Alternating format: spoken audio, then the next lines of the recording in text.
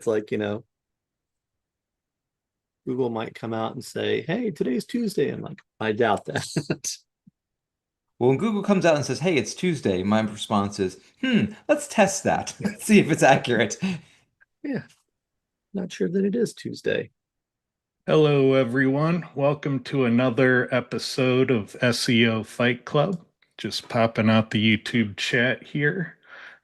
Please remember to ask any questions or suggest topics early because we don't always get to all of them. Let me say hello and ask questions. All right. So with that, I just want to say, uh, my heart goes out to Clint and his family. Um, so his wife passed away from the brain cancer that started about a year ago. So yeah, I don't even have words for it. I'm sure they're all just heartbroken. Um, but with that, don't expect to hear much from Clint for a while. It takes time. Yeah. Um, Aside from that, we do have a presentation from Lee Yeah. on doing indexation audits. Yeah. And we might also have a slide or two from Charles if he has that ready. Was Not that ready? today. Not Yeah, no, that today? will do. Yeah, I'll have a couple, and we'll have one for conversation starters over the next couple weeks. If Okay. there's not All something right. bigger So to so talk about. coming up. All right. And do you guys have anything you need to announce? I'm going to announce that Charles has some slides coming up in the coming weeks that are really going to be cool to talk about. Excellent. All right. Then with that, I'll let Lee take it away. Ooh, my share button works. That is freaking awesome.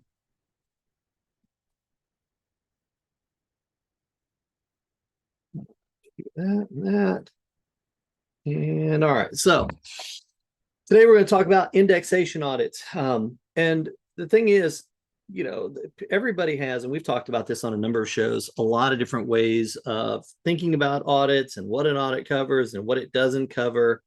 And I'm going to go to the extreme here. I'm going to show you the world's fastest indexation audit. It takes under 2 minutes.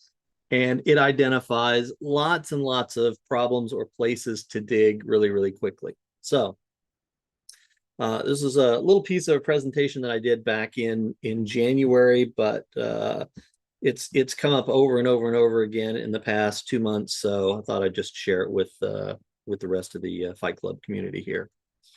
So the first thing you're gonna do is you're gonna go into Search Console and we're gonna look in the sitemaps and we're gonna look in the pages thing. And the first thing we're gonna do is we're gonna grab how many pages are in your sitemaps. So if you've got WordPress, you'll have multiple sitemaps. There'll be the sitemap.xml and the post sitemap and the page sitemap and the miscellaneous. I don't want double counting. So if your site's got, 100 pages in the sitemap.xml, it'll say 100 pages. In the page sitemap, it might say 10 pages. In post, it might say 90 pages. I just want to know you got 100 pages. That's it. Then we're going to look and see how many pages does Google say you have indexed. That's it. And then we're going to do a simple calculation. We're going to calculate the indexation page, the index page divided by the sitemap to give you the indexation rate. And my goal in looking at this is I want to see that number at 90% or higher. So let's take a look at some real sites. So this is an affiliate site that I have. The pages in the sitemap, there's 24, 23 of them are indexed. And so that gives me an indexation rate of 96%, basically. That's a good thing. In this particular case, I think the page that's not indexed is the privacy policy, which I don't care about. But, that's a good number for me starting off.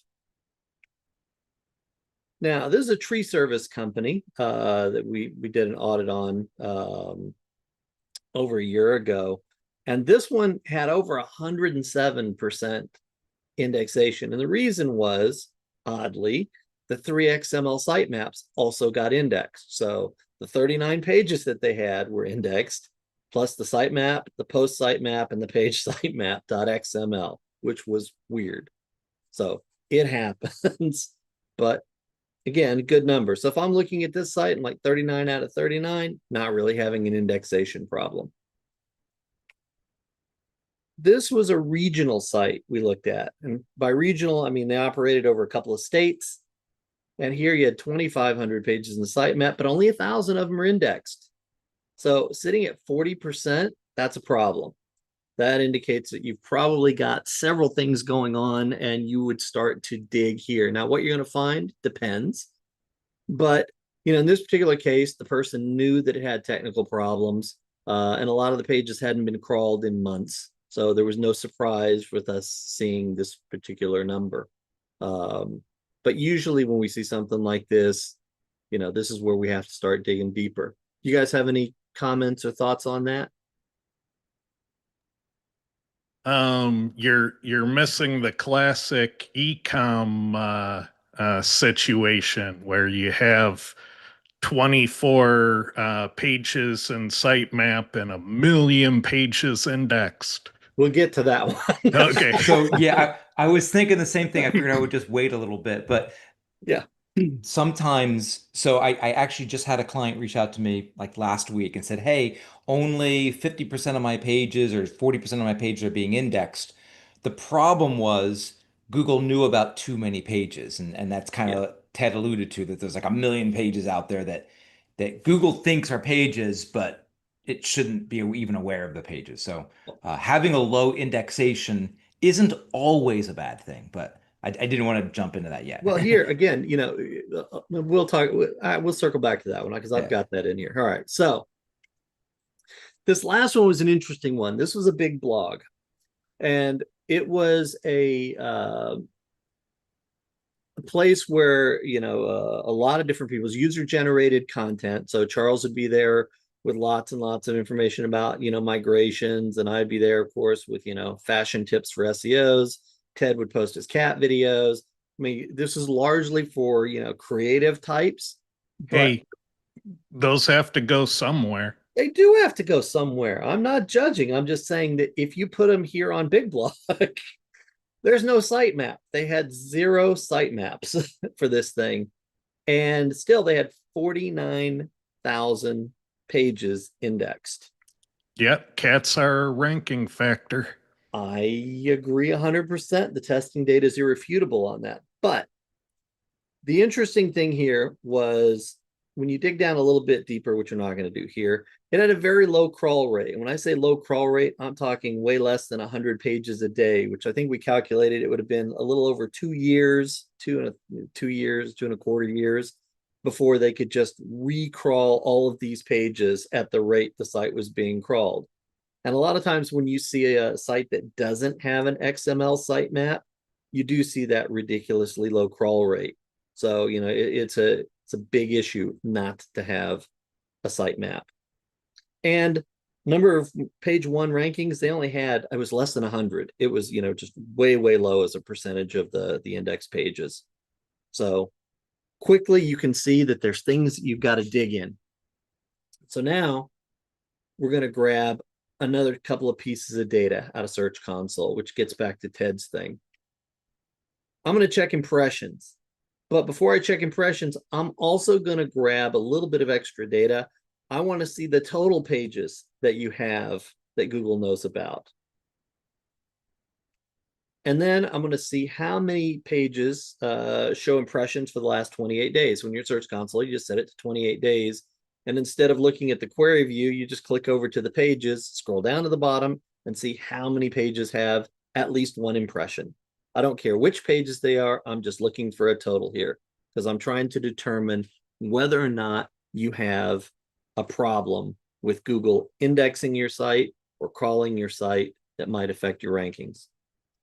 Then you calculate the impression rate, which is just impressions divided by your index pages. And my goal is to see 80% or higher.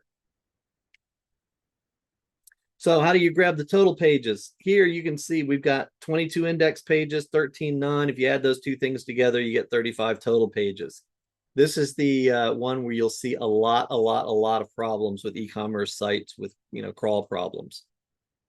So here on the affiliate site that we have, out of the 23 index pages, 22 of them have impressions in the last 28 days. That's 96%. That's good.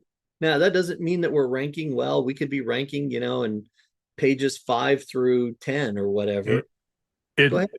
In the e-com scenario, you still have to be careful with this because you could get numbers like 23 and 22, but if you don't actually check URL by URL, you might find that your indexed pages are all your socks category with different sorts and filters, and then Yes. they stop crawling.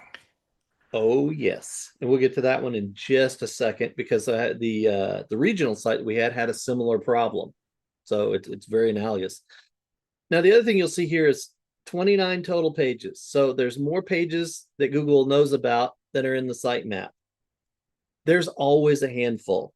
You see that with like the /1000 issue that we saw coming up, or sometimes search pages and things like that. So I haven't found any site that didn't have at least a few of those oddball things. But if that was 2,900 pages and I only have 24 in my sitemap, then you've got a problem. Then it's like, is my sitemap inaccurate, or is Google finding a whole lot of pages that I'm not aware of? Maybe I was hacked. There's a lot of different ways that can pop up. So that one's about as clean as it gets. Here with the tree service, they had 31 of the 42 pages had impressions, which is awesome, but that's only 74%.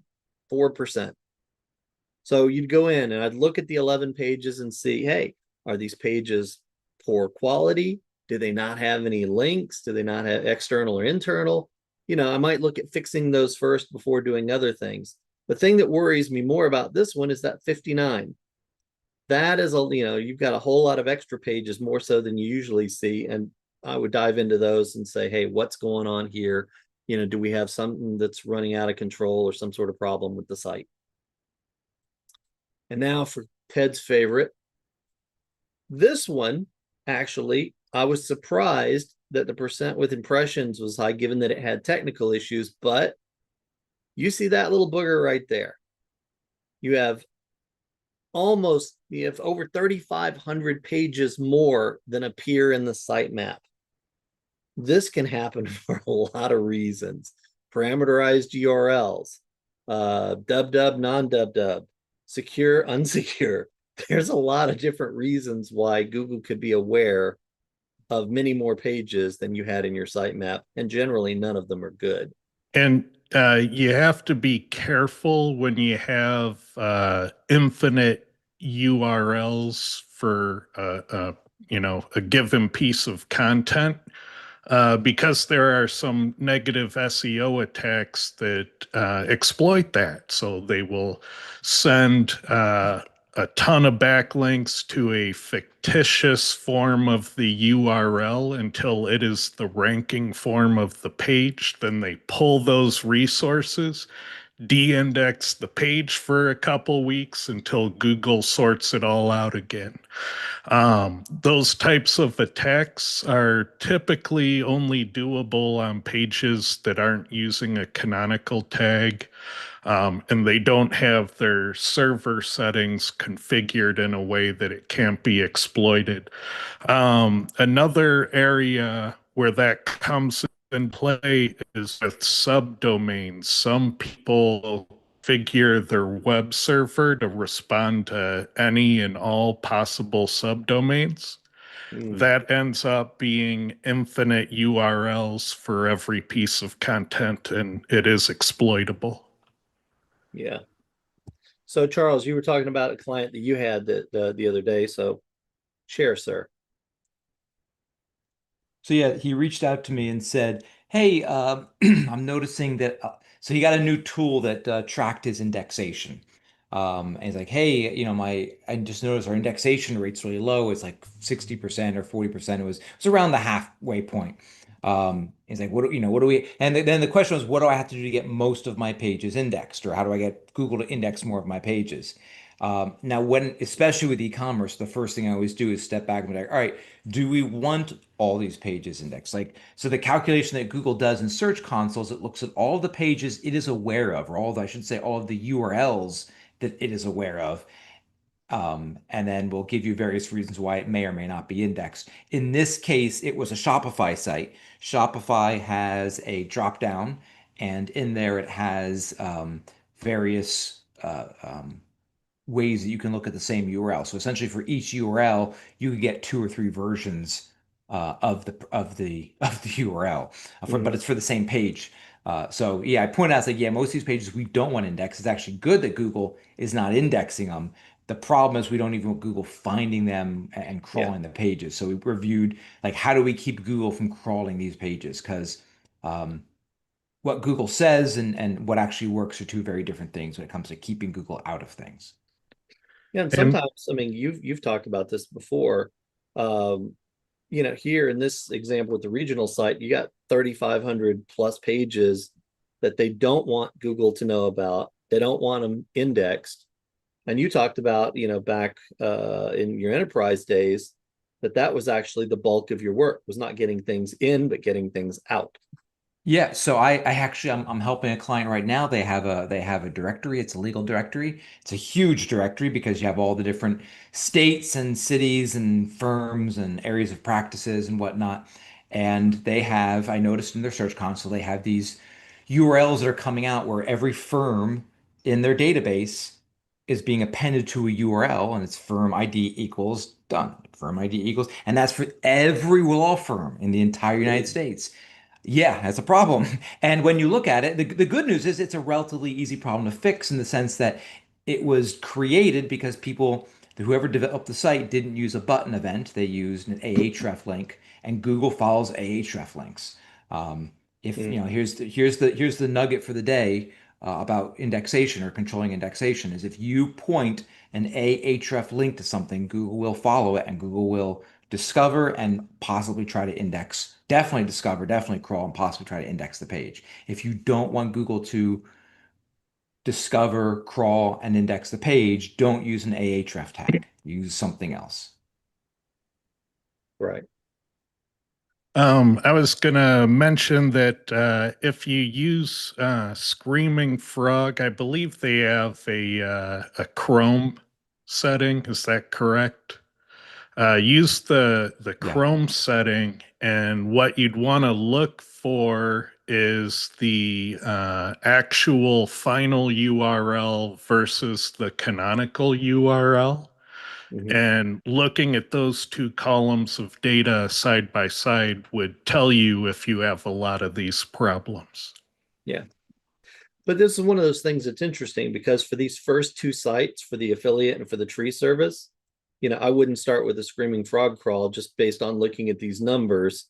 It doesn't look like, there are those sort of issues there. They may be there, but generally speaking, when these numbers are tighter, you don't see those sort of issues. Whereas with this regional one, it's like, now we got to go figure some things out. Another possible source of this I've seen before is when people put things into their sitemaps that probably shouldn't be there. So I've seen people try to play indexation games with their website search, and they'd put different keyword searches into their sitemaps. Those things oftentimes have, different settings for no index. They often have problems with canonical URLs. And the other thing to keep in mind, the other place this can go sideways is with pagination pages, because so many people do the canonical URLs incorrectly for pagination. Right. So this last one, Big Blog, was interesting. It actually had 5,800 pages with impressions, which is really low. The 11.8% is horrible. But Google was aware of 125,000 pages on this site. So you can imagine if the crawl budget wasn't going to be enough to recrawl the 49,000 in over 2 years, it was going to take, half a decade to get through the total pages, assuming that nobody else wrote any additional content.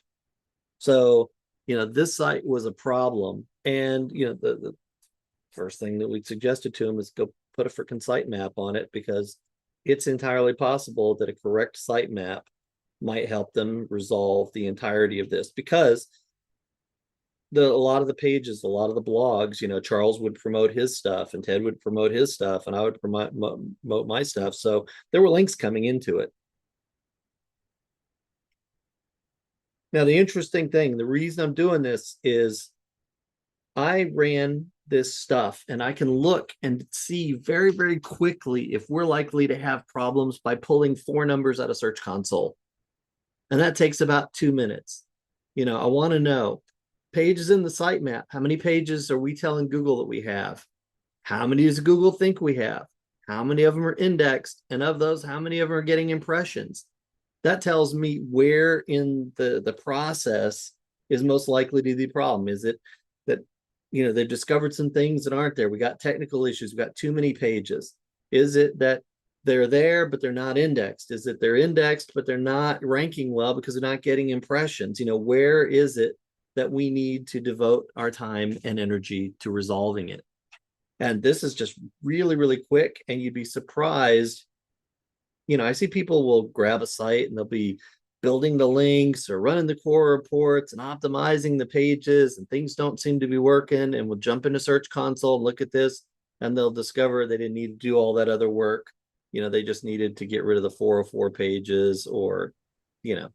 Now, the reason I think this type of audit is incredibly important, and absolutely every SEO ought to be doing this before taking on a client if possible, because a lot of these problems can also be caused by technical SEO issues. And the thing about technical SEO issues is they require completely different work and timetables to resolve before you can even start to try to rank the pages. So if you don't catch it up front, you'll get blamed for it later, and you'll do 2 projects worth of work at the quoted price of 1 project. And so that's why you want to find these things up front. That way you can get paid for all the work. You could tell them up front, hey, look at these data points. You have a pre-existing condition we have to sort out first. Then we can try to rank your pages. But I need to be paid for all my time. It's not my fault you have a pre-existing condition. Exactly. Because if I said, hey, Ted, I've got this situation right here, I've got this site and it's showing up all these additional pages, what do you think it is? How would we fix it? Well, there's a number of different causes. And so we have to then start digging right there and say, is it this thing? Is it that thing? What can we learn from Search Console? Do we need to go? Can we find it with a screaming frog crawl? Or do we need one of the classic Ted Kubaitis 5 days deep dive into your server? Well, the thing that probably most SEOs don't understand about indexation issues is there's actually probably at least 10,000 different reasons why a page won't rank. It can be things from the hardware in the server or the configuration of the web server, problems in the network. There's just so many places that you could mess up your SEO. Now, probably 25 of them are extremely common. All right. And I know Lee does an audit that looks at about that many that are extremely common. But the other 9,000 can be equally debilitating, but can be highly technical. So I find that most SEOs can do the most common indexation problems, but there comes a point when most people don't have enough technical knowledge to get the really obscure ones. So if it's not the 25 common ones, no, you probably need to get a more, engineering caliber SEO looking at the issue. Right.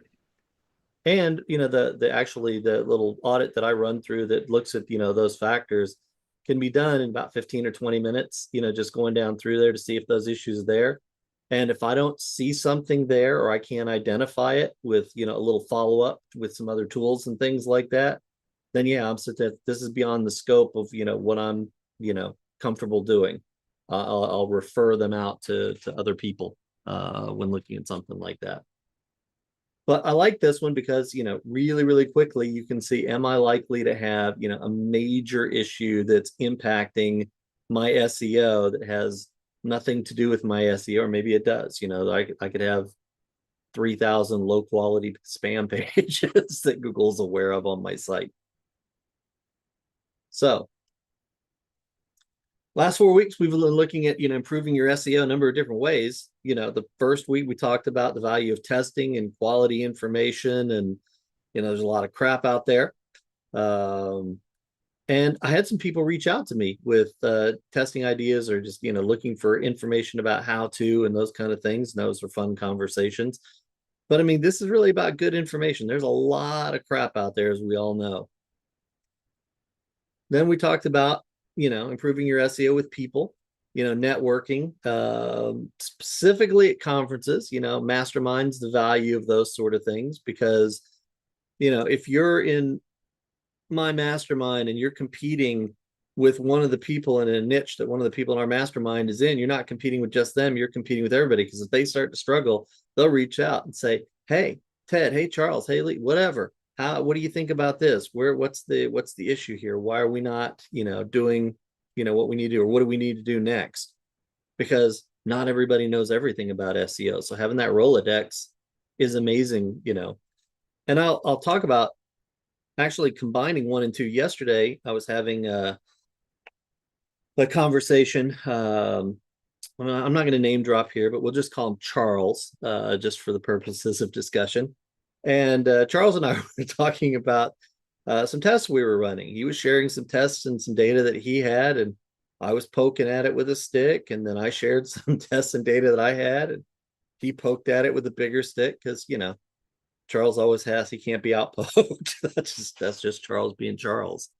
But it moves things forward, and your network shares with you, and you share with your network.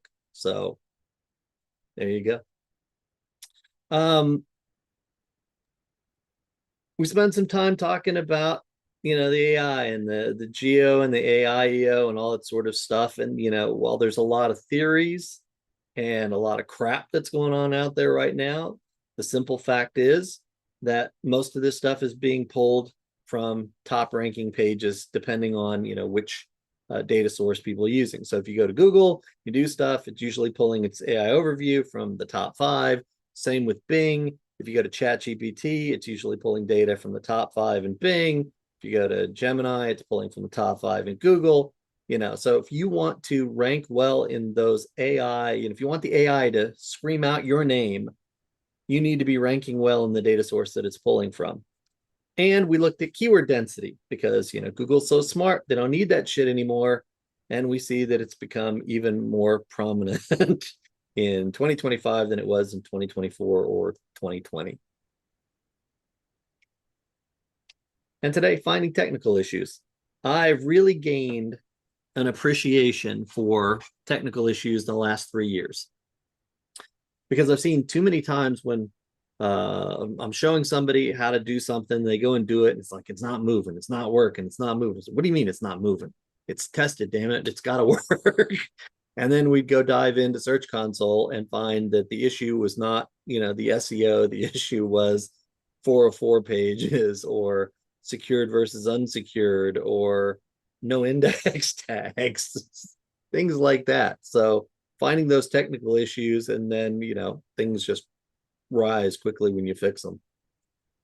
Yeah, I've found a kind of a shortcut on detecting technical SEO issues. It doesn't cover everything, but for the amount of time you put into it, for the amount of times it's saved my ass, Yeah. uh, it's a good one. And that's if you're a Quora user, run a volatility report on a handful of pages for the client, like their 5 most important pages.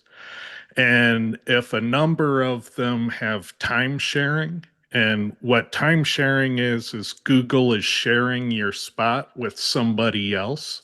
So out of 10 searches, you may appear in 4 of them, and somebody else is in your spot, 6 other times. Time sharing is almost always an indication of a technical SEO problem. Mhm. So that's if you're a Quora user, that's an easy way to look at it. Otherwise, you probably need to go to Google and do some manual sampling. Yeah. So in all of this stuff, we try to share what's efficient SEO. And that's, it means you know what to do and what not to do. And a lot of what we talk about here is what not to do because people like to chase the shiny objects. It's cool, it's fun, you sound leading edge, but I find too oftentimes that when people are chasing the new thing, it's because they weren't really good at the old thing, and too often the new thing is either not valuable, or in the case of like the AI stuff today, it's dependent on the old thing. Yeah, SEO is the foundation for all of the AI overview stuff, regardless of whether you're doing it in a SERP or whether you're doing it in the language model directly. So anyway, that's why we built tested SEO training. We're starting in a couple of weeks.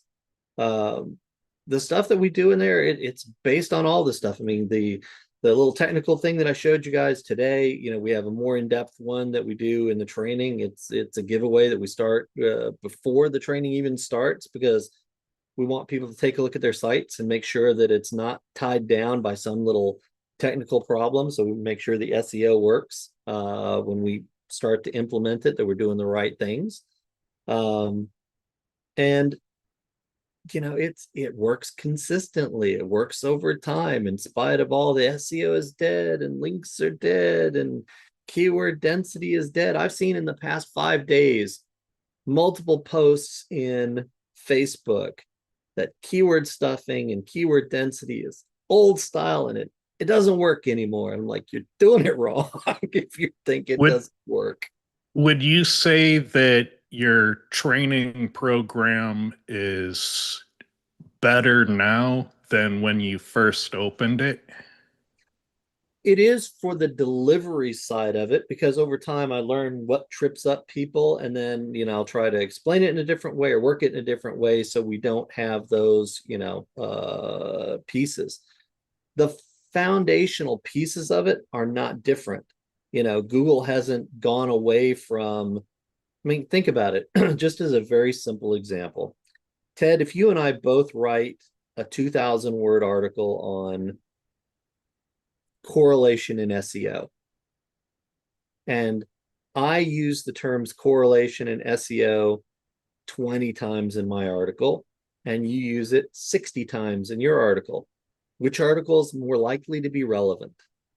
Which one's going to be more relevant? Just from a straight math standpoint, from a straight common sense standpoint, your article is more likely to be more Yeah, relevant. I went on TF-IDF, but zoning might come into play. Yeah, and there's pieces of it, but just in general, that's true. And so you can't, I mean, one of the things that we've talked about, and we talked about on Fight Club, is can you rank for a term without mentioning the term, like pizza? Can you put pepperoni and crust and cheese and those sort of things in enough times that you don't have to mention pizza, but you can rank for pizza? And no, you can't.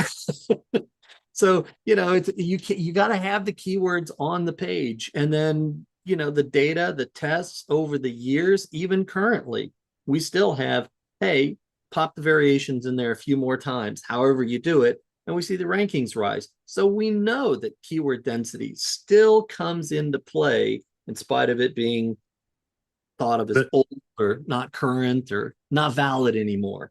The the data is the just way too strong.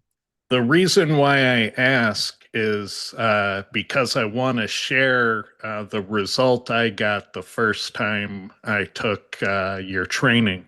Sure. His training's 8 weeks, and each week you get a lesson and some homework. And your homework is to apply the lesson to a website you're trying to rank. By I made a brand new domain for the course, and by week 5, I was #1 in Google, #1 in Bing. And that was the first time I did that. I have honed that recipe now to the fastest new site indexation, which is from domain registration to #1 in 3 weeks for keywords that require some off-page SEO to compete. It can't be so easy that no off-page works. Yeah. And so we actually try to beat that time frame. I pull it off as a parlor trick for some of the conferences I go to. Yeah, that's a good one. But again, foundationally, you know, the tests, the stuff that Cora pulls, the top factors, the top driving factor families haven't changed since, what is it? 2018 is when you started. Was that when Cora started? Somewhere around then.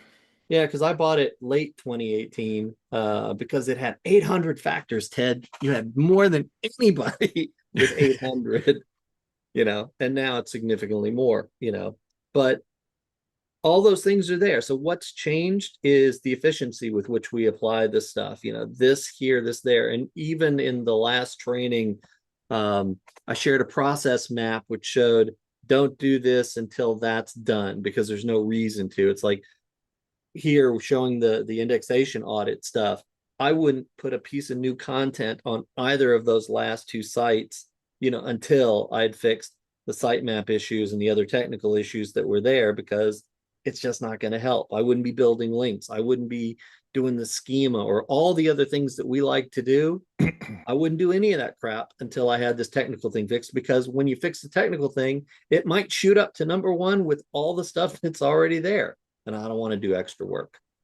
Yeah, and the return on SEO efficiency and being able to start engaging in minimum viable SEO is that you can grow your roster bigger and do less work and have happier clients that provide better lifetime value.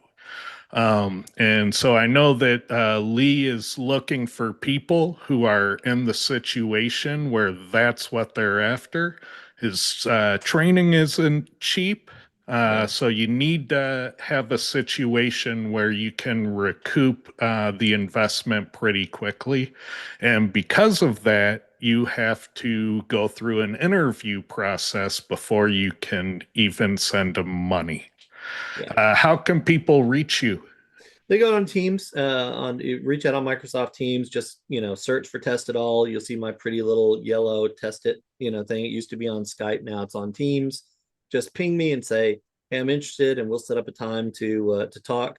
I'll tell you, one of the coolest things that happened for me was when Charles took it, because we got to try some of this shit on Enterprise. And that I wasn't sure how it was gonna work. But with Charles, he got to try it by, what did you do? You adjusted a template on 36,000 pages. Yep, we had a localized weather for 35,000 towns and localities all over the United States. And based on what what you'd recommended, I'm like, all right, let me go in and let me, adjust these pages. And the question was, can we do it at a templated level, which we certainly could. And it was, it was a hockey stick growth. We went up, I don't know, 4 or 5 times. Now, granted, each page probably got 5, 6 clicks a day, but now each page is getting 12, 15 clicks a day. Multiply that by 35,000. That was a lot of traffic. That's the beautiful thing about scale. Scale doesn't ruin everything, Ted. If you get it right at scale. Yeah, if you get it right, scale's wonderful. Yeah, yeah. And every business has a sales problem. That's the other thing I say too often. Yeah. So if you're interested, reach out to me. We've got just years of now data showing that the stuff works coming through. It's live. You get to work with me directly, and other SEOs as well. They come back and they take the training over and over again, and it's interactive. So it's not just sitting there and watching a video and taking notes, and that's not the way this works. It's live. You go practice on your own sites, and you get to practice on mine as well. And Lee makes it a no-brainer to take the training multiple times. So if you're a repeat customer, it's nowhere near as expensive as first-time customer. Yeah. Yeah. So, and I believe you also have a program where if people bring paying customers, you give them a free entry at some point. yeah, with people that have come back and retake the training, they can retake it for $500. If you bring, a friend that hasn't taken it before, then I'll give $500 off to the person that is coming in, and $500 off to you. So essentially, you get to retake it with your friend for free. So it's a nice little thing that I do. So Very cool. All right, let's get to some questions. exactly. Let's see. After hearing about your indexation audit in January, I've been checking this monthly for my clients' sites. How often do you recommend doing this? If you fix the problem, whoops, wait 1 second. So, I kill my my speaker on the other one. I look at it in the beginning before we're taking off to make sure that everything's in place. Once you've got the stuff fixed, I only check it if I notice that something isn't working right. So there's no monthly follow-up. If you're checking your rank tracker periodically and you see all of a sudden you see a drop in something, or start to see a gradual decline, then it's like those are indications that there's a technical issue, and that's when you jump in and kind of run through it again. But I don't do it as a regular part of my weekly or monthly SEO. I often like revenue reporting is the indicator to go and look. So if your same month year over year has a sharp decline, then go hunting. Yeah. All right, let's see. See these. To make SEO presentable to the C-level, have you considered blending it with more marketing science? How can we integrate the likes of Byron Sharp and Rory Sutherland for better appeal?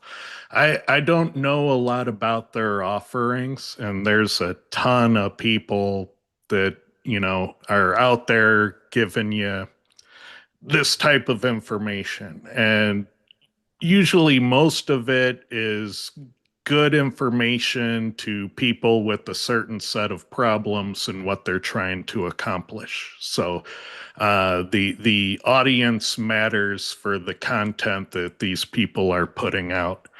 But for most things at the enterprise level that I found made a really big impact, one of which is I communicated with videos instead of meetings as much as I could.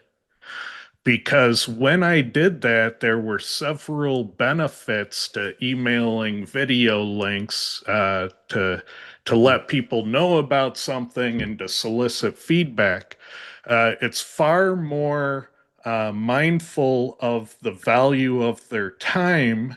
If you send, 10 people a 15-minute video versus getting 10 people into a meeting room for an hour or more. And oftentimes I can get those videos down to a 5-minute video of concentrated information once I edit out all the ums and ahs. And what's so great about it is people can listen to it multiple times. They have to listen to the whole thing. They can't interrupt before they ask questions. They can send it to the people who were sick that day so they don't miss out. And they can forward it to the different stakeholders who would want to have a piece of input on the matter. And that's all benefit you don't get when you put people into a meeting room on the spot. Mhm. So that one, huge value there. The next thing I found is that every agency on earth is spamming out these low value SEO audits that software produced. They've probably seen 15 or more from the same software you're using to pump out those audits. And so, why is yours any different than the other 15 that platform sent out? And so, one of the things I would always do is I would make sure that my audits were more comprehensive. They were in video format. They had time code indexing, so different people could jump to the parts that apply to them. And when I did that, it became a barrier to entry. So nobody else could come in with a Word doc or a PDF and impress the client. And so by doing that, I really set up a barrier to entry against 99% of SEOs who weren't willing to overinvest on the audit. And most SEOs, when they see my audit, they go, Ted, you're insane. How do you make money on this? Well, I make money on not losing my clients every 6 months. That's that lifetime value, get a high paying client and don't lose them. That's the key. Um, let's see. Another thing with enterprise is you have to speak their language. And their language is monthly gross revenue reporting. And that'll be broken down by channel. And you will surprise them if you can manage to show them that SEO can be a line item in the gross revenue report. But to do that, you have to invest in the reporting configuration for the business to at least track conversions. And there's a lot. That's a whole project onto itself. But without that, you can't speak in terms of revenue for SEO. And so with that, you'll never be the priority. So you need to have a plan where you can help guide them to getting the reporting information they need for their gross revenue reporting by channel to get organic as a line item in that report. And once you do that, then it's a whole different game. And none of the other SEOs will take that on. Almost none of them know how to configure it. So, if you want to talk to enterprise, be prepared to have an engagement at that kind of level. And the good news for that is you use that to justify your higher cost. So most enterprises are going to turn down SEOs and agencies because they don't ask for enough payment.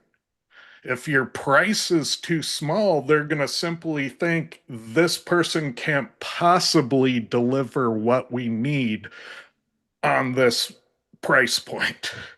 Yeah. They simply don't understand the scale of the problem. And so you want to make sure that that's in place. So you want a higher price point than most people out there for enterprise, and you justify it with all of these things that everyone else can't do and doesn't even talk about. And then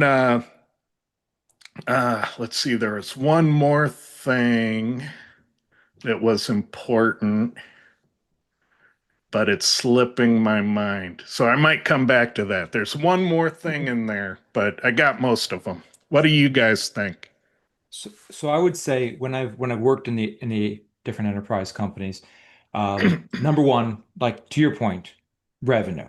Everyone don't even think about rankings, and honestly, don't even talk traffic. The C-level suite is not just in traffic; they want to know revenue because you have to think about the C-level suite's doing all day long. They're thinking about budgets and trying to understand, okay, this budget's going to work and that budget's going to work, and the way budgets are determined is based on revenue that's coming in. So everything has to be communicated in terms of revenue. Now, with that said, I also like to get a good handle on all of the reports they're getting from the other teams. So we had in every organization I've ever worked, there were teams, there was a digital marketing team that would report on how many impressions they were getting. And these folks were getting millions of dollars. So Ted, it's interesting. You talk about companies don't want to spend on SEO. That's right. They don't want to spend on SEO, but they'll spend ridiculous amounts of money on things that are infinitely less effective. And that's mainly because SEO does a very poor job of explaining the value they drive. So when I started seeing that the reports that the digital marketing team would send over, they wouldn't send traffic, they wouldn't talk revenue, they were just purely talking impressions. So I said, fine, I can do that. I went into Search Console. I got the impressions for different pages, for different keywords, and I could say, hey, these are the impressions we drove. And then I put it into cost metrics that everyone understood. And then I got a little tricky though. When I would start talking with folks, I'd say, hey, we drove this number of impressions. What would it cost us to do this in a digital marketing campaign? And let them answer that question. Say, oh my God, it would cost us like $50,000 just in this month alone. I was like, okay, well, SEO does need a couple extra thousand, but we don't need 50,000.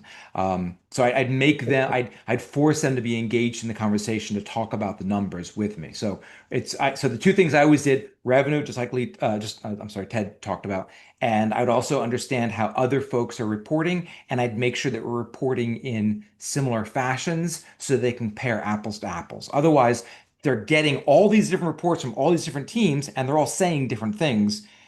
They need a bottom line. That's one of the reasons why revenue is so popular, because they need that bottom line. But I will often compare myself to the other teams. Yeah, I think the thing that I look at here is that there's a couple of things. One, just looking at this in terms of communication. SEO is technical, and a lot of times people that are really good at the technical stuff are horrible communicators, just in general. And in this sort of realm, there's two types of communication that you're doing. I'm either communicating to get you to understand, or I'm communicating to persuade you to do something. So if I go into the C-suite, am I trying to convince them to go with my agency, to go with my approach, or am I just trying to explain something that's going on in their own environment that we've discovered? Now, at the C-suite, you're looking at a 30,000-foot view. I mean, Charles hit that on the head. You're looking at revenue. You're looking at those profit numbers. Nobody cares about, the optimization of a particular page or anything like that. They don't care. They don't speak it. You got to keep it very high level and tied to the overall goals. When you move down into the middle of the organization, now's when you have to do the KPI dance. This goes back to, Charles's presentation 3 months ago when we were talking about all the different metrics. Because if I'm dealing with somebody in the middle, they don't care about the C-suite thing. They just care about covering their KPIs so that they, keep their job, get the performance review that they want. And when you get down into the lowest levels, you're talking about, here are the ones and zeros that you need to implement so you don't get yelled at by middle management or the C-suite. And that's really the way you have to do it. So every level of person that you're talking to, you have to frame that communication differently in order to get your message across and make it effective. And I remembered that last thing. You want to make sure that you explain why the team you're bringing to the table is adequate for the problem. You don't want to be the SEO that shows up saying, I have 15 people on 15 businesses on my client roster, and I have 2 offshore VAs, because they're going to look at that and go, you have no time for us. And so you need to make sure that you're adequately staffed for the scale of the project you're trying to take on.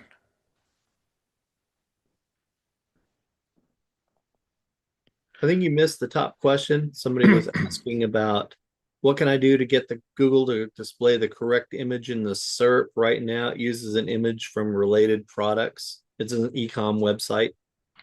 I actually don't know the answer to that, because the images in the search results are newer than my ecom experience. So I do know that, those can come from feeds, they can come from schema, or they can come from predictable layout.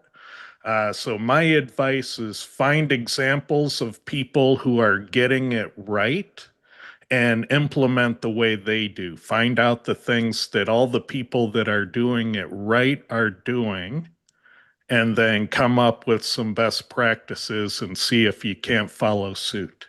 Yeah, a couple of years ago, we were looking, and I think we found that images that are bigger or higher up on the page tend to be the ones that they picked. So if that helps, you can take a look and see if that's relevant for your situation. I was just going to say I would do image schema on the page, set that image as a schema, and if it still doesn't grab it, which it might not, to Lee's point, the highest, biggest image is often what Google will grab. Sometimes it'll. So I've even seen it ignore the schema and grab just the big image on the page. So yeah, the hero image at the top is usually the prime candidate. Let's see. Last week, Lee confirmed a high correlation between ranking in Bing and ranking in ChatGPT. Follow-up question: what's the main differences to rank in Bing versus Google? Okay, Bing is simpler in that, I mean, there's fewer rules in that. Bing likes links from sites that rank in Bing. So if you start to do like links from subdomains or cloud properties that they don't know about, they tend not to, utilize that nearly as much. And Bing is much more heavily dependent and influenced by traffic, since they can't use certain technologies because Google owns the fucking patents. So, but usually if you look at Bing webmaster guidelines, they're very, very clear. They're like, the right content, links from good sites, and traffic. Those are the 3 signals that they use. So if you've got those, you can rank in Bing. They also help with Google as well. All right. Does same as schema help to rank in LLMs? If so, why? My answer to this one is that it's plausible, but not proven. And the reason it's not proven is we don't know to what extent schema is incorporated in LLM training. What this field is for is disambiguation. This is so when a search engine or an LLM comes to your page and you talk about Mercury, they can understand, do you mean Mercury the planet, Mercury the element, Mercury the god, or Mercury the car vendor? And so if you could say, oh, I'm same as Mercury the car vendor, that's an important disambiguation to make. And so it's another way that you can be clear about what the words on your page specifically mean. Lee, what's your thoughts on this? Yeah, I think you're right about that. I mean, I don't generally speaking, the stuff that influences the LLMs is the same stuff that influences SEO. All the techniques that I've seen to influence them rely on getting information in schema and then getting it crawled by, you know, Google or Bing to utilize it, getting information into links or anchor text that's then utilized, or getting content on a page. So, you know, if I said Ted Kubaitis, in addition to, you know, being the founder of SEO Tool Lab and the core SEO software, is a hell of a ukulele player. So, you know, if you want Ted Kubaitis ukulele player to pop up, you got to put that content somewhere. So we can do it in schema, we can do it on page, or we can do it, you know, in backlinks.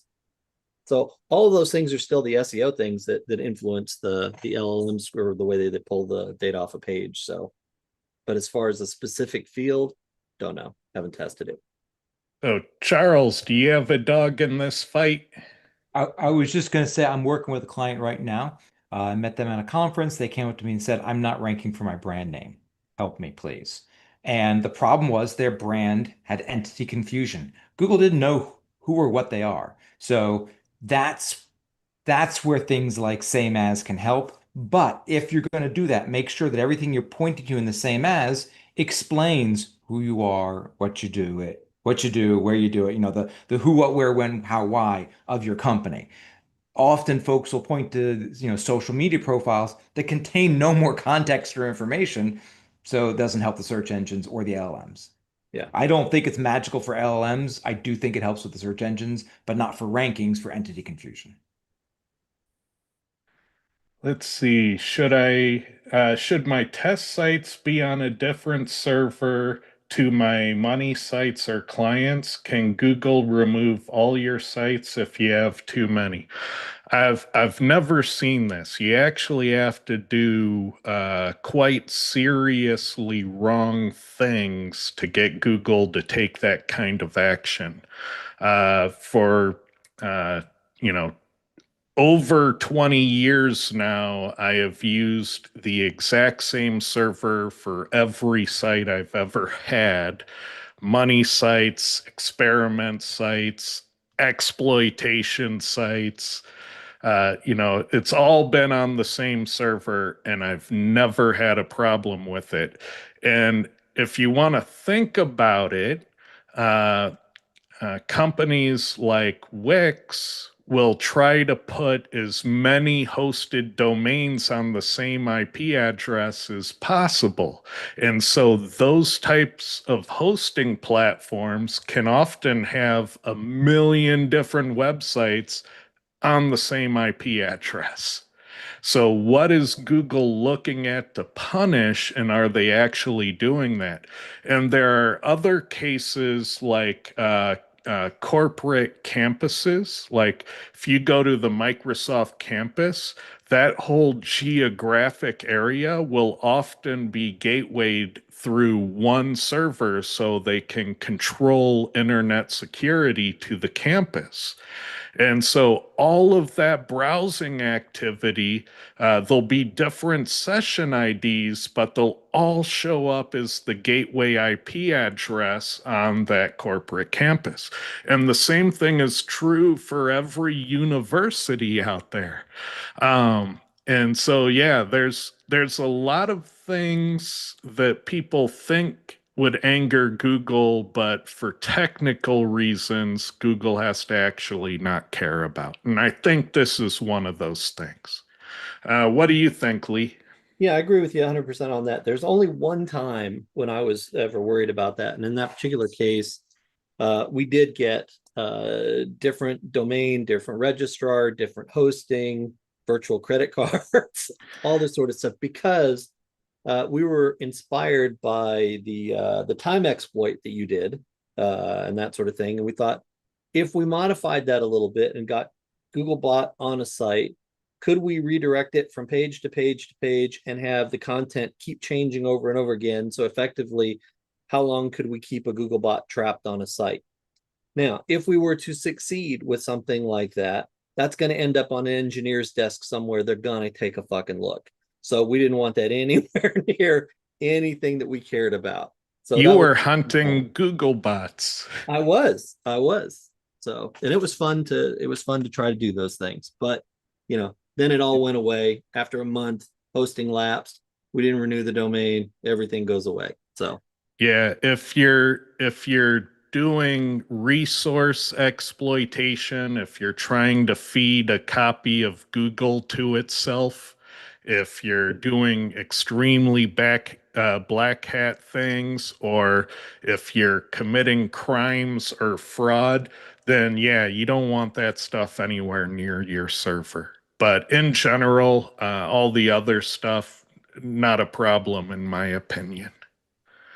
yeah, Just for clarification, SEO Fight Club strongly dissuades anyone from committing crimes or fraud. Don't commit crimes or fraud, folks. And yeah, if you do, don't say you heard it here. I will. And don't put it on your client's server if you're hosting your clients. Yeah. I will also tell you that this was one, Ted has some firsthand experience with one of those things, because he was doing the feed Google to itself, and he got the very clever knock it off letter from Google. Yeah, I got a Google cease and desist. It was well over a decade ago. But yes, you can feed Google to itself, and yes, Google doesn't like it when you do that. So, message heard loud and clear, Google. That's no longer in my toolbox. Um, all right. Let's see. Where can I find that training? That's testedseotraining.com. Yep. Would you say on page or off page is generally more important to rank? I would say on page, because the better you're on page, the less off page you need. And when it comes to off page, Yeah. probably 80% of the time, I only care about referring domains, which is the smallest number, the fastest number, the safest number, and the cheapest number. And so, why on earth would you start anywhere else? And 80% of the time, I can get to where I need to be without dealing with any of the other off page metrics. Yeah, I agree. Let's see. Out of curiosity, what's Cora written in? It's Java. It's exactly the same code on PC and Mac. So that's the reason I chose Java, because I always hated it when PC and Mac were different code bases and had different features, and I always felt that was wrong. And so I used Java specifically so I could use exactly the same code on both. Let's see. I went on Lee's training and was absolutely amazed by how well presented it was, as well as implemented uh, the actions and got great results since. So that's an endorsement Yeah, thanks, from Dave. Dave. Dear Lee, unfortunately, I live in a fifth world country and I probably won't be able to come to your trainings. Is there any way I can purchase them? I don't think there are videos. It's not No, that there's kind of there's no thing. videos on the stuff, because a good chunk of it is live. It's interaction with me, interaction with your other people that are taking the training. Now, I will say that I've had people in all time zones take this. I've had people get up at 2 o'clock in the damn morning. I love those people and stuff like that. But the only way to do it one on one would be to hire me to train you one on one, and it would be a lot more expensive than a group training to do that. So yeah, no, there's no courses, and you couldn't get it from a video.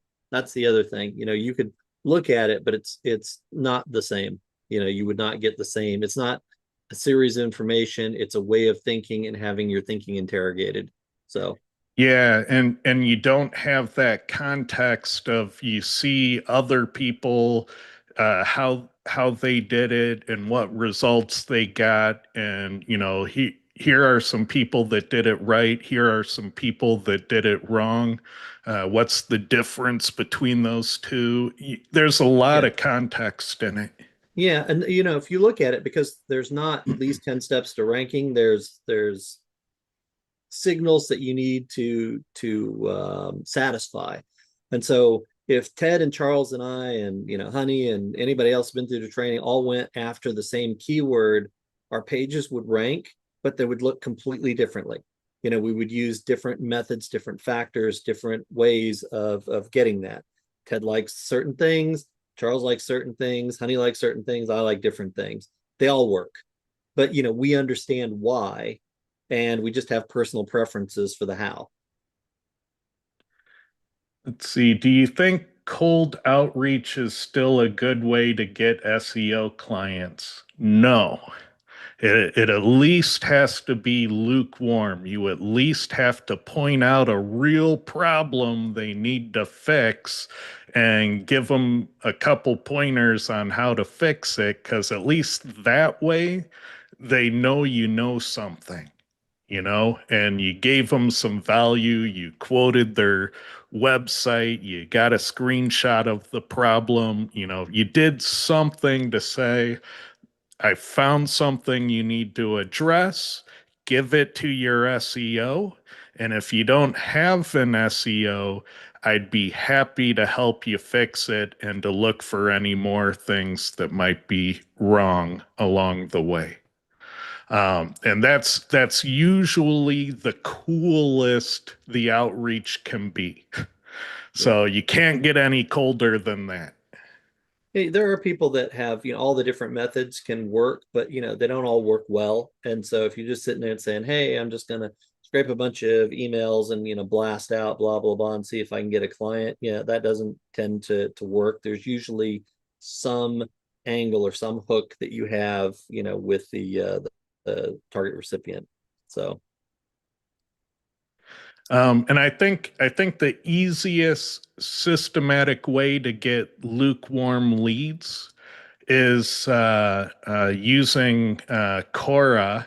And if you're doing local SEO, you run a Cora report for all the plumbers in Seattle. And then you specifically look for the ones in the Cora report that did not enable the on-site services setting in their About tab.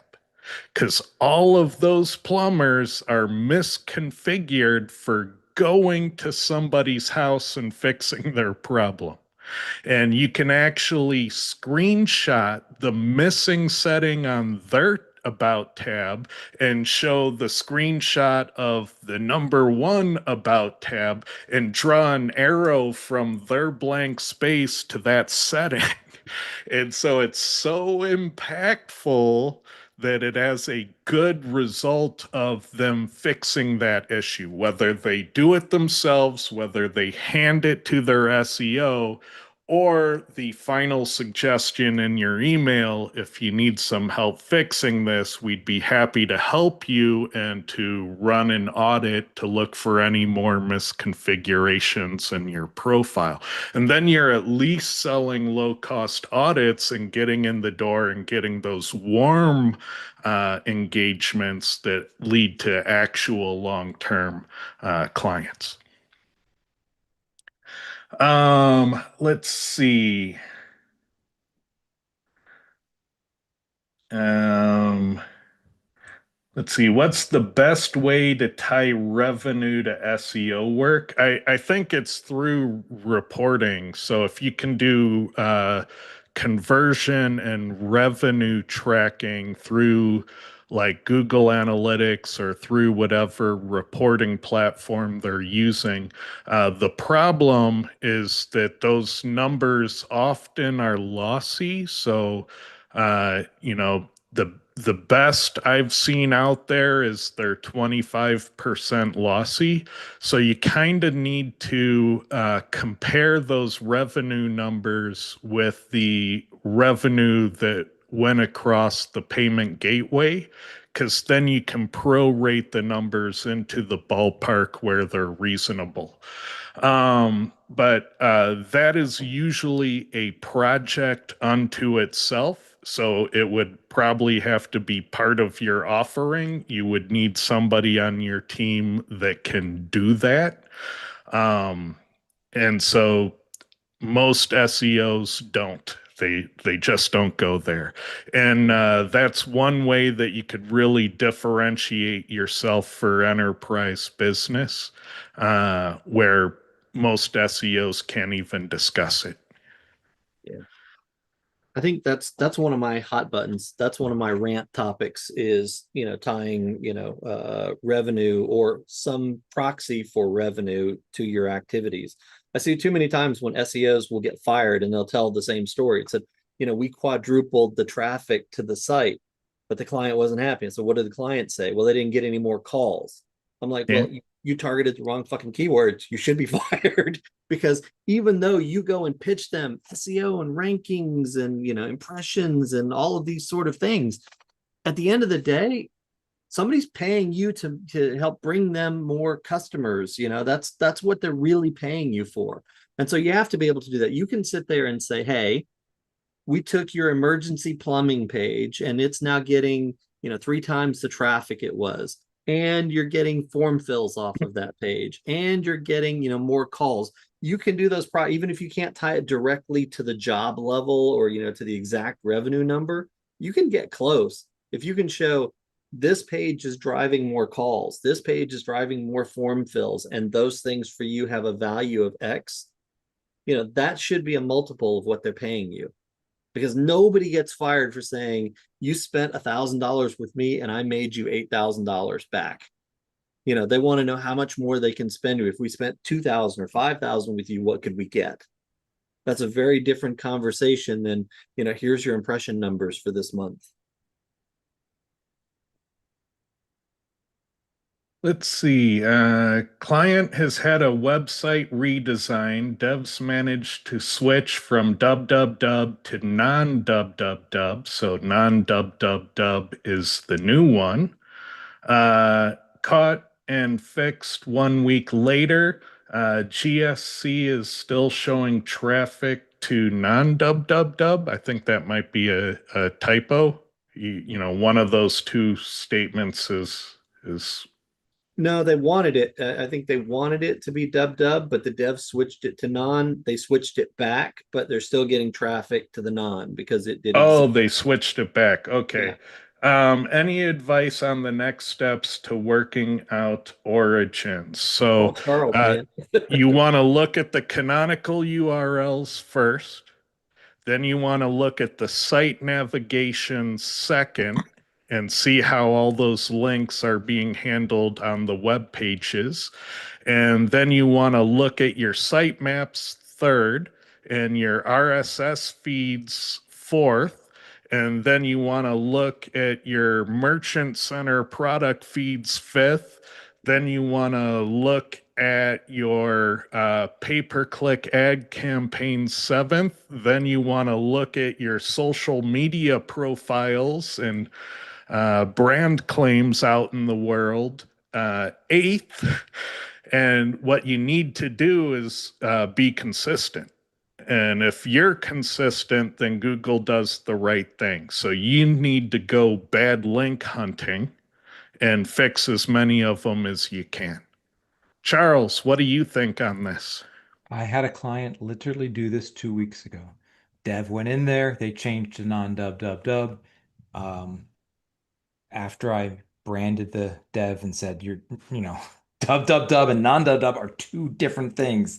Um, so I suspect they're having a same situation. Probably all the links and all the navigation, everything probably is pretty good. Although you're 100% right. You got to go through and check all that stuff. Because if it was changed one place, it might have been changed another place.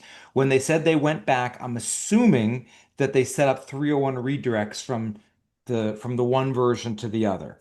The problem is Google thinks there's their site out there. Like, oh, great, I found a new site, and then start running through it and crawling it and storing it. So what you're going to have to do is you're going to have to get Google to find, you're going to have to train Google that those things don't exist. Because here's what happens. You have a site and then you take down, let's just say it's www, you take it down and put up the non-www, Google doesn't know the first site has gone away. It just can't get to it anymore because there's no links to it. And then when you switch back again, now Google doesn't know what to think. It thinks there are two sites floating around out there, but if it can't find links to the other things, it won't ever index it, or it won't ever fix it, or it'll take for a long time to fix it. So one of the things I would do is you go into Search Console, you see the version of the site that you don't want. And I forget, I'm sorry, did he want the dub dub or not want the dub He dub? wants the dub, I think. Okay, he wants the dub dub. Okay, so go into Search Console, and first of all, in Search Console, you should have the top level domain verified. I think that should just be a whole subject matter in and of itself. We should discuss one time, but the top level domain verified so that you can see everything. Um, we get the list of the non-dub dubs that Google is still trying to crawl and put it into some kind of temporary sitemap, submit that sitemap to Google so that Google will go through and discover all of them, crawl them, and then it should see the 301 redirect. Or if it comes up normal and has a canonical pointing back, that's fine too. Pull that sitemap down, wait a couple weeks, see what new URLs are out there. It's going to be a process of cleaning up. So it only takes a few minutes to mess this stuff up, and it's going to take you 60 to 90 days to clean up properly. And just know that there's always going to be a few floating around out there. And that's just the way the world is sometimes. Yeah. You're never going to get it 100%. And the redirect solution, it works as a quick and dirty solution. But if you over rely on redirects, those are things you have to maintain forever going forward. And you have to maintain those redirects across website redesigns, and you have to remember all of the past incarnations. And so that becomes a ticking time bomb. So my advice, the best way to solve it is not using redirects, but if that's all they'll let you do, then that's all they'll let you do. Um, all right. Uh, what recurring SEO issues have you found with Shopify sites? Can't change URL structures. What else? They don't give you logging, so you can't see if there are negative SEO attacks happening against your business. You can't see if Googlebot is crawling into things that shouldn't be crawling into. Fortunately, on that one, though, you can still diagnose that from Google search result pages if you know how to do the diagnostic queries. In the past, there's been issues when there were major version updates of Shopify that not all of those were backwards compatible. And so you'd have to redo a lot of the SEO after those big version updates.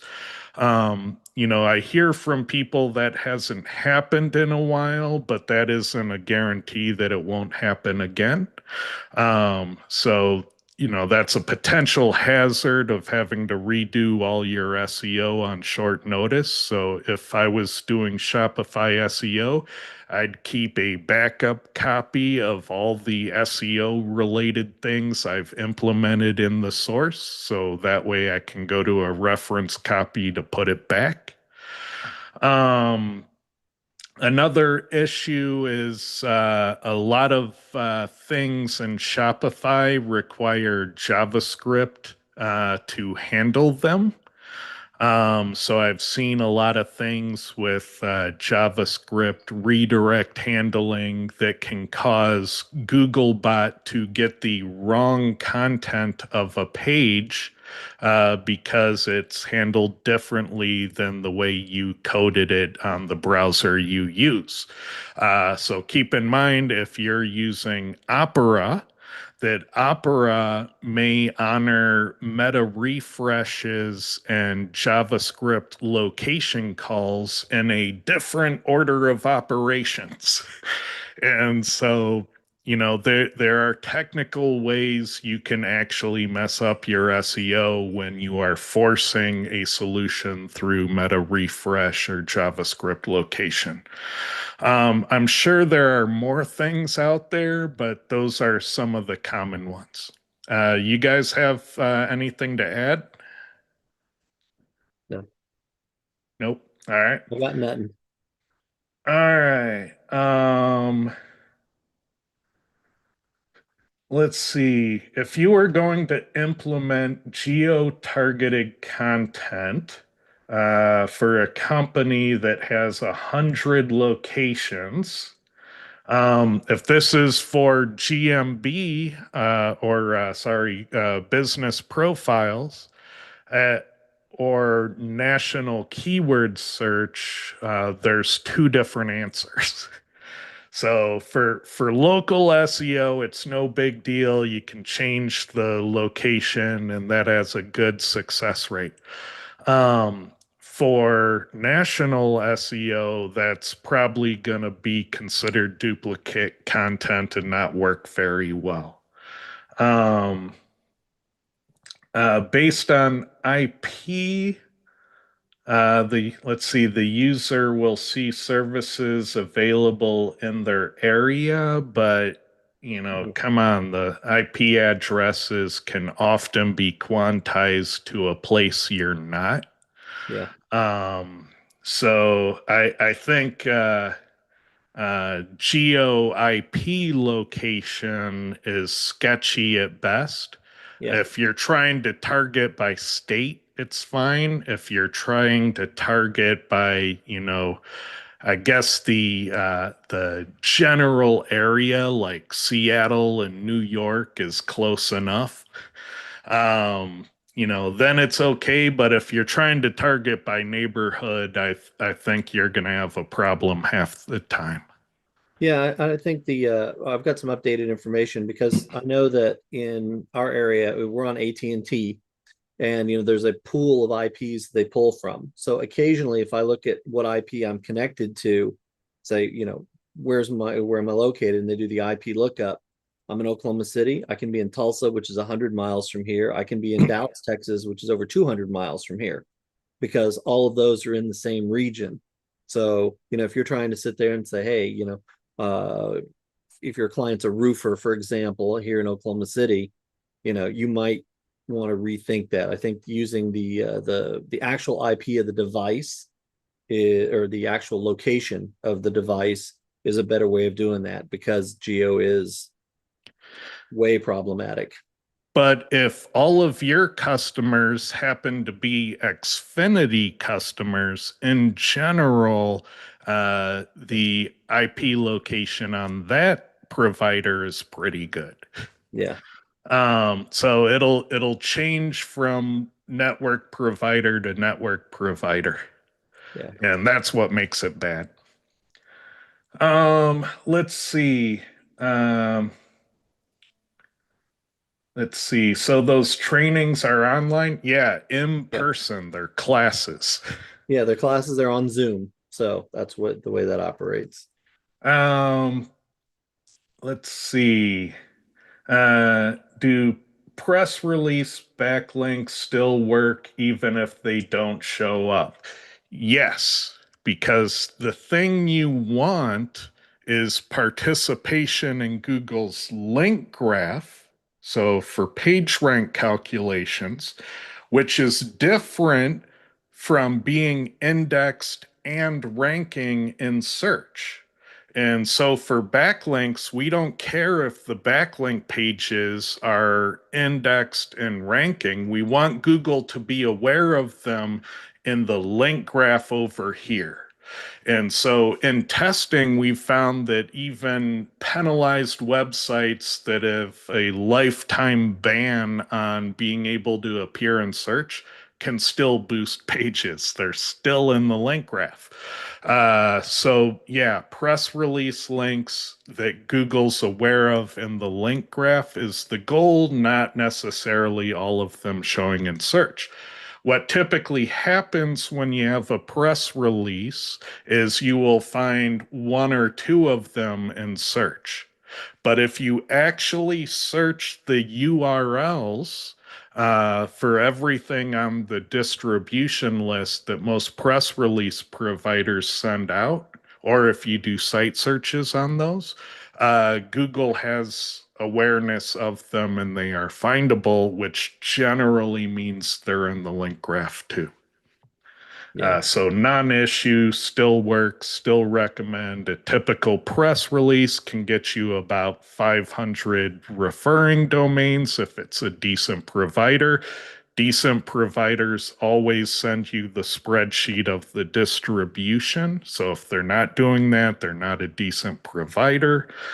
And try the low cost packages first, see if they work.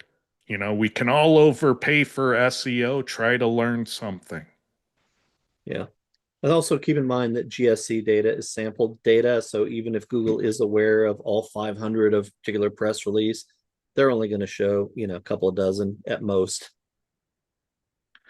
Let's see. Can Quora be used for warm outreach for non-local businesses?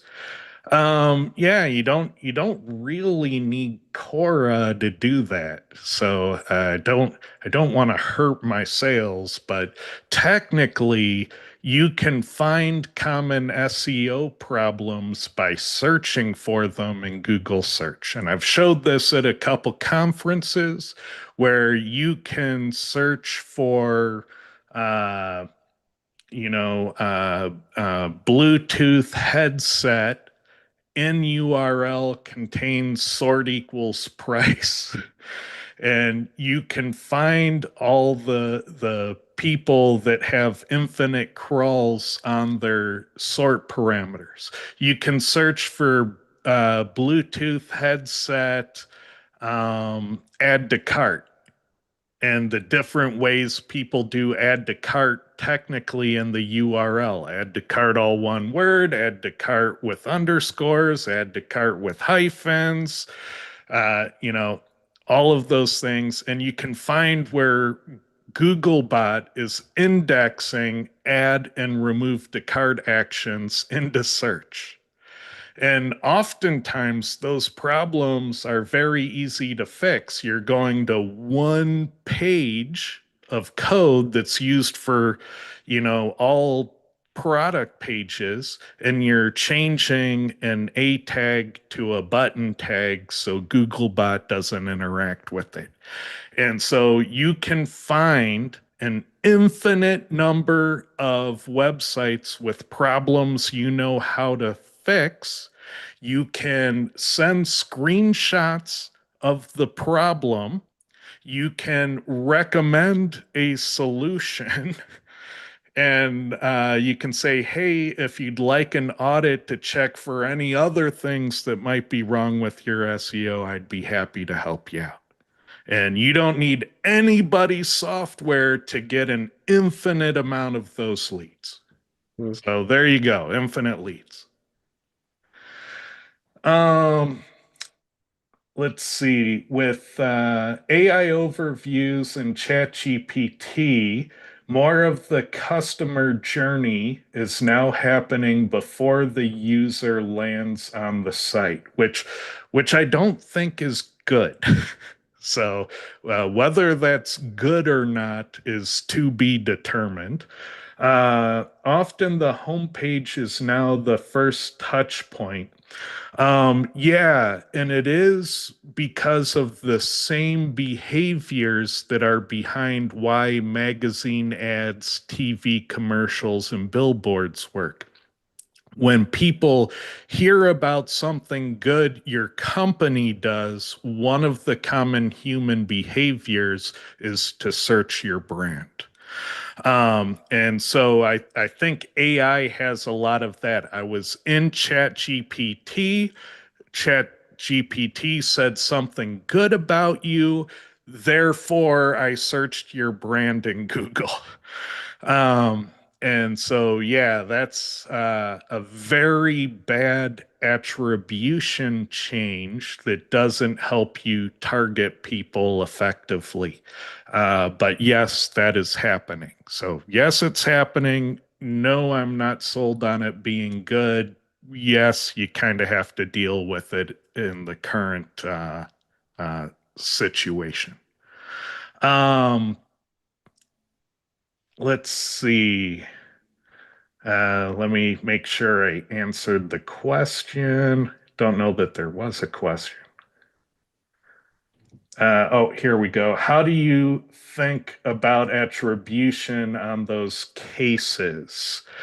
Um, you know, some of these may have a user agent when they link through. Some of them, may have.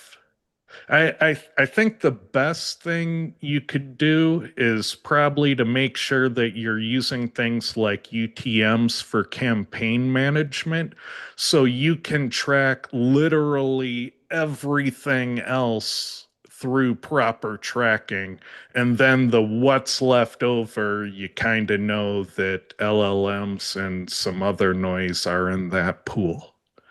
Um, but until you can get better traffic source mediums, in Google Analytics, it's going to be hard.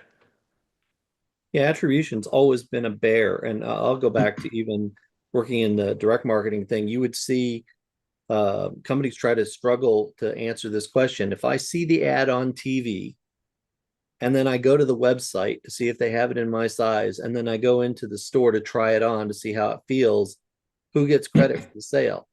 The final point was I bought it in retail, but I saw the ad because I mentioned the coupon code, and that I visited the website and then ultimately purchased. So, who gets credit?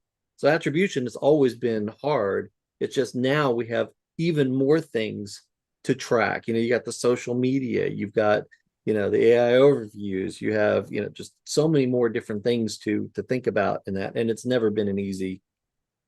And technical tricks for doing it will probably emerge at some point, but you would probably have to experiment and test for them currently. So, for example, one possibility, I don't know if this works or not because I haven't tested it. You could set up your web application in a way that if it's Common Crawl or if it's one of the known LLM bots, that you redirect them to the same URL with a UTM tracking code for LLMs. And then you also canonicalize those pages to those LLM tracking codes, and you change your navigation. You mark the session that, hey, this is a LLM bot or Common Crawl bot, and you put those UTM tracking codes on all URLs in your navigation. Then, in theory, the URL they will cite will have the UTM code for LLMs. Does this work? I don't know. I haven't tested it, but I do believe some kind of technical best practice will eventually come about like that. Um, all right. Attribution's a wild one. So make sure you understand how things are being attributed if you're working in an organization, if you're working with especially large organizations. If it's someone who just has search Google Analytics, and it's going to be relatively straightforward. If they're doing Adobe, talk to their folks that implemented it. I'll give you guys a quick story. When I worked with Verizon, what I found out is that everyone got a cookie dropped except for SEO because they couldn't drop a cookie with traffic from Google.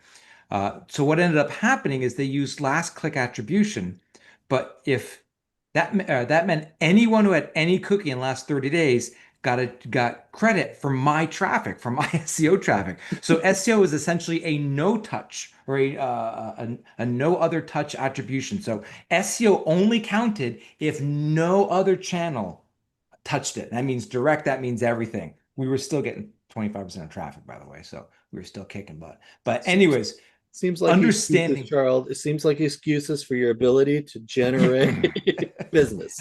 So understanding that and then making sure that you explain that over and over. Every time I did a report, I explained, let's talk about attribution. I had a slide and everybody got sick of hearing that slide. And I said, I'm not going to stop presenting on this until it either gets fixed or everyone acknowledges that I'm not only working with one arm to hide behind, I got like a leg behind my back and I got a blindfold on and like everything's working against us. So understanding the attribution is very, very important. All right, let's see. Uh,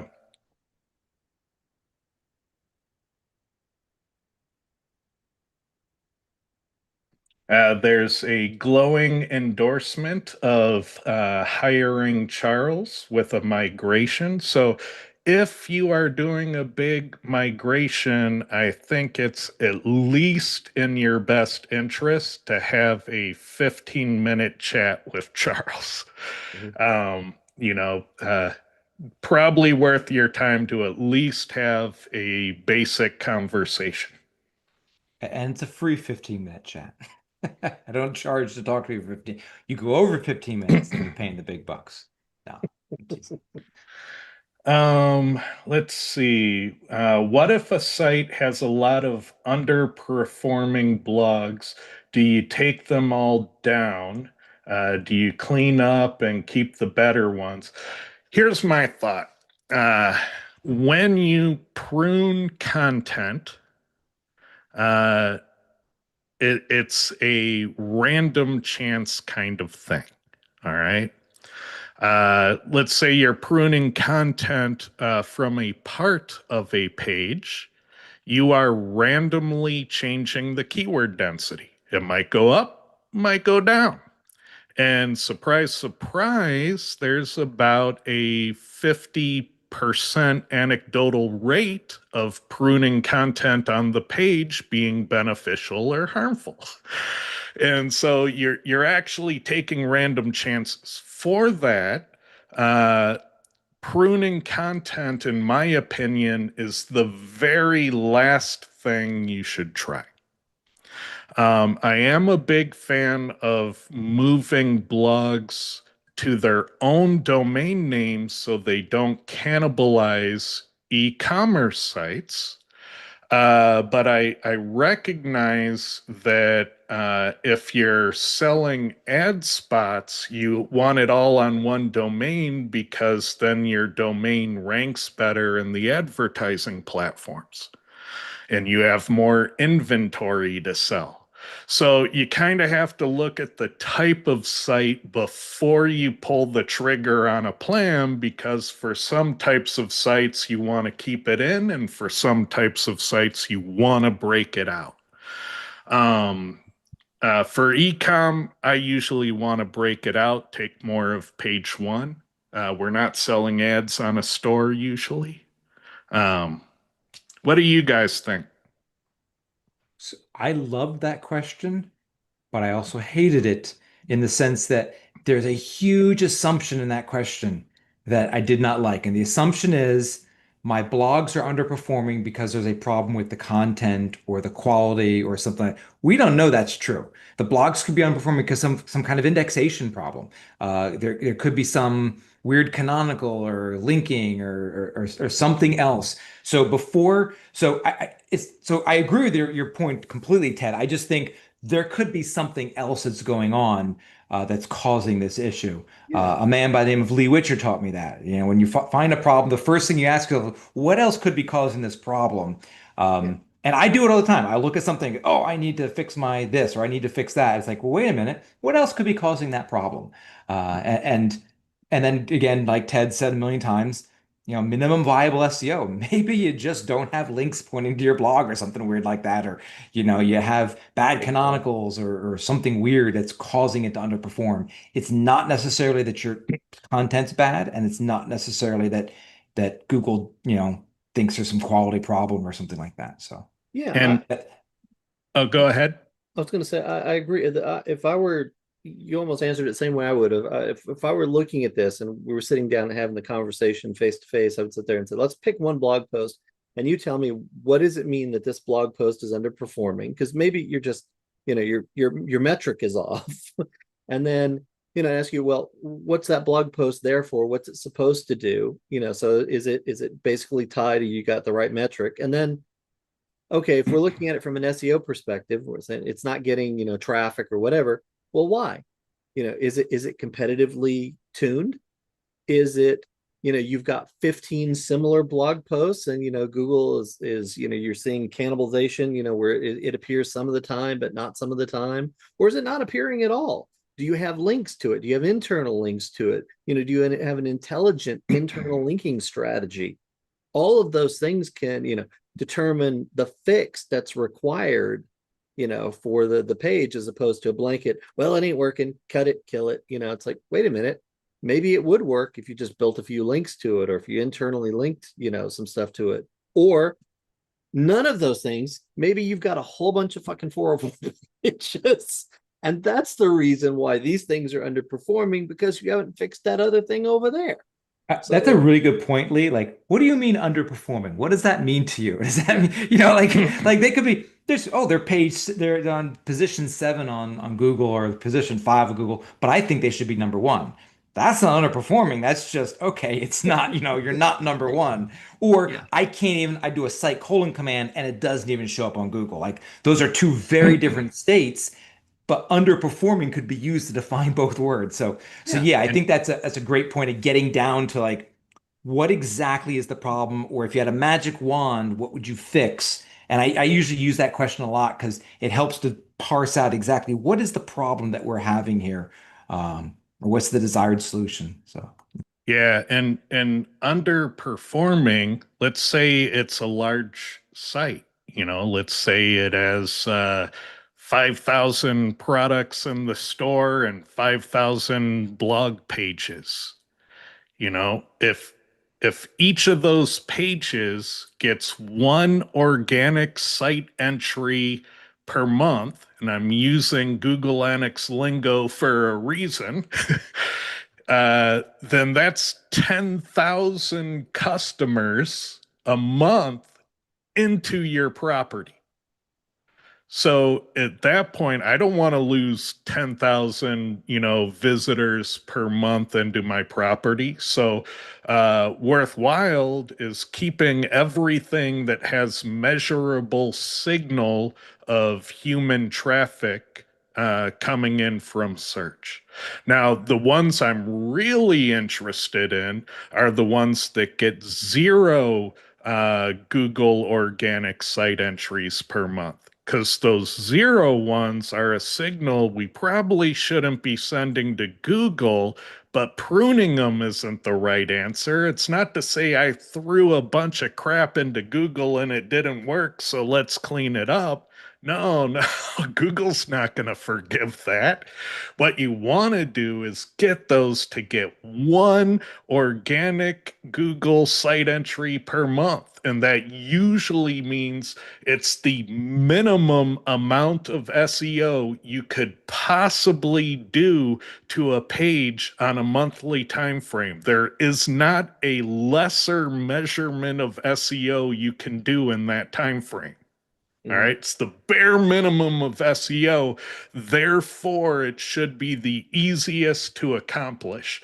And oftentimes, just putting more keywords on the page will make the difference for most of those goose eggs. And we have a whole episode dedicated to goose egg SEO. So search for it in our channel. He went on to say the blog posts are very similar, written by an expert of the company, getting impressions only for the last 3 years. Internal links were updated. Impressions around 500 over the 3 years. Does that cause, a crawl budget issue? Well, if the 500 is for all the pages combined over 3 years, yeah, it sounds like most of the pages are getting 0. Then the question is, are they getting 0 because, it's hard to get to them? Is it, well, we need to know the total page count. Yeah. If this is a plumber site and it has 5 pages, then you keep them all. Yeah, well, absolutely. But again, these are all the pieces that come into that. What do you mean by this? And even if you had the goose eggs across all of these, you have a whole bunch of them that have goose eggs. If they're optimized for something, could I take all of those and point them at a page that I wanted to rank and get them, get it boosted just based on the internal uh, power of those links? Those are questions that you'd have to ask and, make some judgments about before you just, make some blanket statements. So go back through the little stuff that I presented earlier and just look at, how many, and you can break it down, how many of the pages that you have, those blogs, got 0 impressions in the last 28 days. That tells you sort of the magnitude of the problem. Yep. Let's see. I love the next one. Does the amount of site-wide backlinks, footer banner from one website gets capped? Let's say if I have a site with 2 million index pages versus a website with 2,000 pages. Well, here's what I learned from taking a online retailer all the way up to PageRank 8 back when Google published PageRank in the Google toolbar. What I found was that a site-wide footer link, well, actually, let's start with just a homepage footer link. So one link on the homepage in the footer, exact match keyword anchor. That instantly made a page rank 3 to whatever it pointed at. So if you have a page rank 8, kind of the worst you could do from the home page is make, cookie cutter page rank 3s. Now, when I changed that from just a homepage link to a site-wide footer link, now I'm making PageRank 5 websites. So if I make a new domain and do a site-wide footer from that PageRank 8, bam, instant PageRank 5 in doing that. So if you have authority assets, your footers are a very powerful thing you can leverage. Your global navigation, very powerful. Your content links, very powerful. So Let you me need ask you to, this, because for context here, when you had the page rank 8, how many total pages were on the site?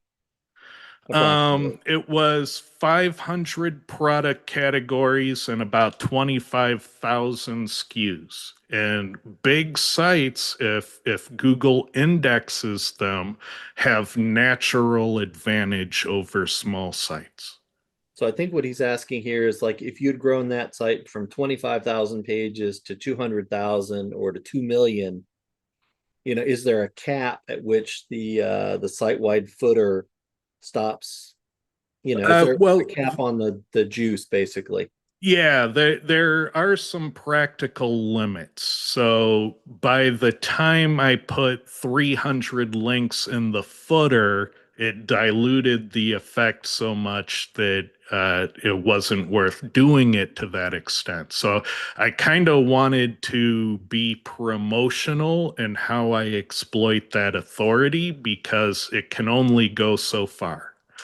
And what I found is more important is understanding that the backlinks to a page rank 8 will, in general, be very low quality. Because when you get to that scale, you're talking about the average quality of an average internet backlink.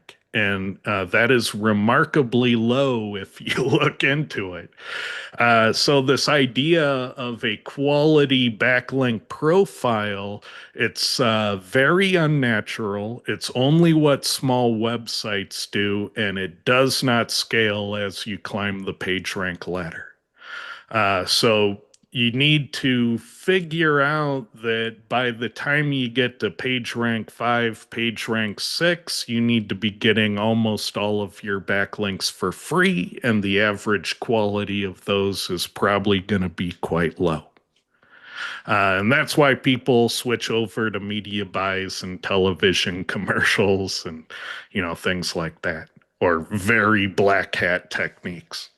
One recommendation I would give, and this is something I did in enterprise a lot, is that the footers are usually different for the different page templates. So if it's an e-commerce, you have categories, subcategories, and products. If you can change up the anchor text in in those different footer templates, or if you have like a publishing site where you have, again, categories and articles and author pages, if you can change up the anchor text in different footers, now you can get a little extra juice out of that. Because yeah, you will hit a max after, I don't know the number, 25,000, 50,000, after so many internal links being the exact same, it won't help much more.